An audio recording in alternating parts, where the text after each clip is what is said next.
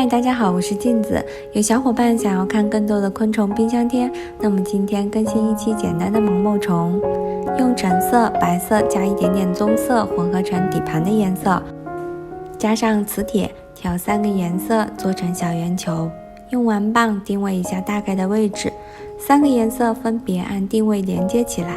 就变成毛毛虫大体的形状啦。最后头部需要稍微多一些的粘土，加上眼睛和触角，画出嘴巴。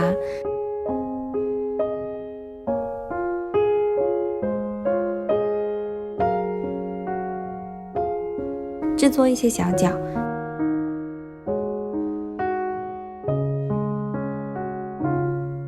最后在身体加上一些高光，那么毛毛虫冰箱贴就做好了，你们都学会了吧？